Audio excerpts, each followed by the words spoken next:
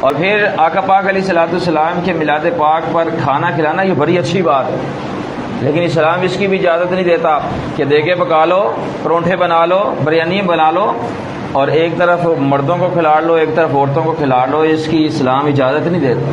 یہ بالکل اسلام کے خلاف ہے۔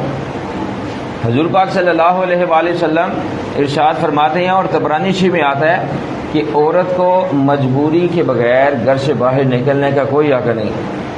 میں یہ سمجھتا ہوں کہ جو میلاد شریف کی رات اپنی خواتین کو لائٹیں دکھانے کے لیے لے جاتا ہے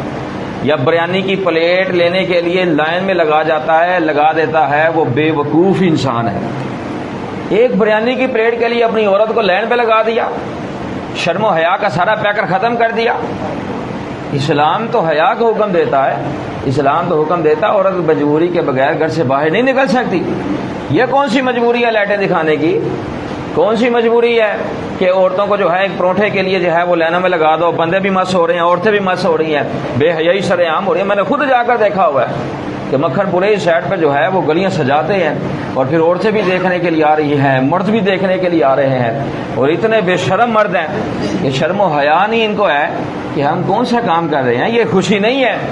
یہ آقا علیہ الصلوۃ والسلام کی خوشی نہیں منا رہے، بلکہ یہ تو آقا علیہ الصلوۃ والسلام کے دل مبارک کو تکلیف پہنچا رہے۔ حضور پاک صلی اللہ علیہ وآلہ وسلم نے تو ایسا نہیں فرمایا، ہاں ولادت پاک کی خوشی مناؤ، گھر میں کھانا پکاؤ، دیگیں پکاؤ، لیکن مردوں کو تقسیم کرو، اور اگر خواتین کو دینا ہے، اگر خواتین کو کھلانا ہے تو پھر ان کے لیے باپردہ انتظام کرو، پردے کے دائرے میں رہتے ہوئے انہیں کھانا کھلاؤ۔ یہ اسلام حکم دیتا ہے، یہ حکم نہیں دیتا کہ بے حیائی سر عام پھیلاؤ، یہ حکم نہیں دیتا کہ شریعت کے خلاف چلے جاؤ،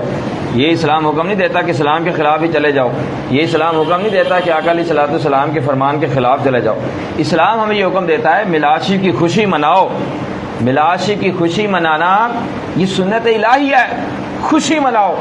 لیکن اسلام کے دائرے میں رہتے ہوئے جو خوشی منائے گا